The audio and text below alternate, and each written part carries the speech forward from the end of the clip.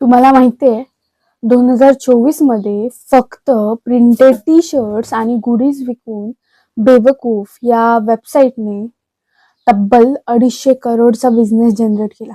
आणि हे केलंय त्यांनी प्रिंट ऑन डिमांड याच्या बिझनेस.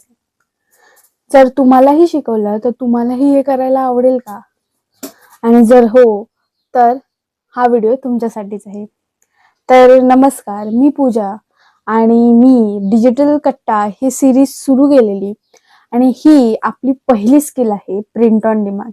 याचे डिटेल व्हिडिओ पुढे टप्प्याटप्प्याने येतच जातील आणि त्यासाठी फॉलो करायला विसरू नका. आता दुसरी गोष्ट अशी की या प्रिंट ऑन डिमांड्स काय आहेत, हे प्रिंट ऑन डिमांडचा बिझनेस आहे काय, हे करायचं कसं, यासाठी वेबसाईट लागते का, यासाठी इन्व्हेस्टमेंट किती लागते, हे कोण कोण करू शकतं, हे सगळं मी तुम्हाला एकदम डिटेलमध्ये मराठीमध्ये एक्सप्लेन करणार आहे. त्यामुळे हा व्हिडिओ पूर्ण पहा. आजच्या व्हिडिओमध्ये आपण डिस्कस करणार आहोत की प्रिंट ऑन डिमांड हे नक्की काय असतं, यात केलं काय जातं. तर प्रिंट ऑन डिमांड हा असा एक बिझनेस आहे ज्यात समजा तुम्ही कस्टमर आहात, त्यानंतर तुम्ही एक ऑर्डर दिली. ठीक आहे, तुम्ही एक कस्टमाइज ऑर्डर दिली. एखाद्या टी शर्टवर तुमचा छानसा असा फोटो किंवा एखाद्या मगवर, आता मग तर आपल्याला मोस्टली बर्थडेला गिफ्ट भेटतात, त्या मगवर तुमचा फोटो प्रिंट, हे तर खूप नॉर्मल आणि माहिती, ही आयडिया खूप चाललेली मध्ये. आणि आता सध्या टी शर्ट्सची आयडिया खूप चालते, कारण प्रत्येकाकडे नाही म्हटलं तरी एका घरात सामान्य असला तरी त्याच्याकडे 9 ते 10 टी शर्ट्स तर असतात.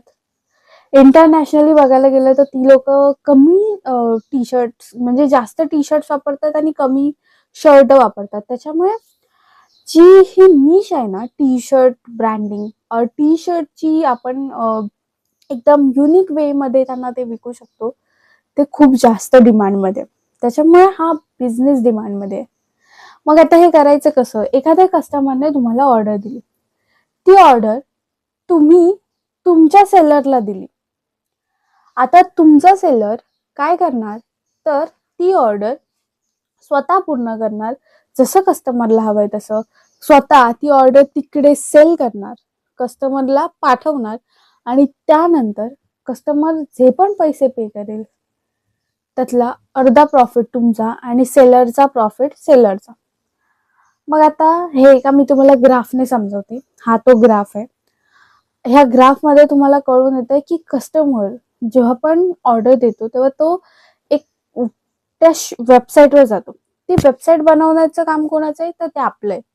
आता त्या वेबसाईटवर कस्टमर जाणार आणि कस्टमर तिथून काय करणार, ऑर्डर परचेस करणार. आता ह्या ऑर्डर पण 2 प्रकारच्या असतात.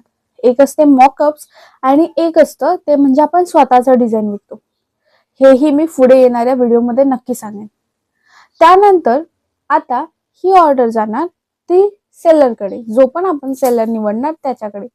सेलरचे पण 2 प्रकार असतात. एक सेलर असतो इंटरनॅशनल आणि एक सेलर असतो जो की आपल्या पर्टिक्युलर ह्याच्यात आहे. तर ते सेलर कोणते आहेत, ते काय काम करतात आणि त्यांच्याकडून कसं घ्यायचं याच्यावर एक डिटेल व्हिडिओ येईल. आता ह्या सेलरकडे गेल्यानंतर सेलर त्याची रिक्वायरमेंट पूर्ण करेल आणि कस्टमरला हवं ते देईल. तो डायरेक्ट तिकडे शिप करणार आणि त्याच्यानंतर कस्टमरचे अर्धे पैसे, जो पण आपला नेट प्रॉफिट आहे तो आपल्याकडे येणार आणि जे रिसेलरचे सेलरचे पैसे ते सेलरकडे जाणार. मला माहितीये हे अजूनही कळलं नसेल. आता एकदम सोप्या शब्दात सांगते. प्रिंट ऑन डिमांड म्हणजे जेव्हाही तुम्हाला डिमांड येईल तेव्हाच तुम्ही प्रिंट करणार. ना तुम्हाला इन्व्हेंटरीची गरज आहे, ना तुम्हाला कसल्या साधनांची. तुम्ही जर टी शर्ट प्रिंटिंग हा निश निवडलात तर टी शर्ट प्रिंटिंग मध्ये सुद्धा तुम्हाला काय करायचंय, तुम्हाला ते टी शर्ट प्रिंट करायचे आहेत. तुम्ही फक्त तुमच्या वेबसाईटवर ते दाखवणार आणि प्रिंट करणारा एक हायर करणार म्हणजे जो सेलर असणार, जो आधीपासून ते विकतोय, त्याच्याकडे ते सगळं सामान असणार, त्याच्याकडे ती सगळी हे असणार, त्याला तुम्ही ते देणार.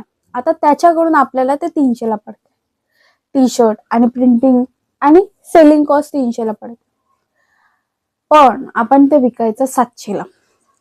आता बोलायला एवढा प्रॉफिट, 400 रुपयाचा प्रॉफिट. तर पण हा नेट प्रॉफिट नाही.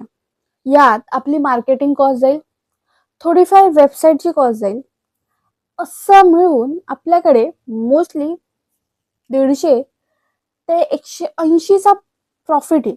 कारण प्रॉफिट हा लो मार्जिन बिझनेस आहे, त्याच्यामुळे प्रॉफिट काढणं हे खूप इम्पॉर्टंट आहे.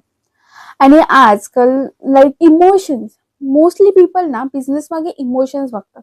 त्या टी शर्ट मागे तुम्ही जर त्यांचं इमेज काढून देताय, इमेज चिटकवून देताय, so it is like emotionally connected. ते इमोशनली कनेक्टेड आहेत तुमच्यासोबत आणि त्या इमोशनसाठी ते पैसे देतात.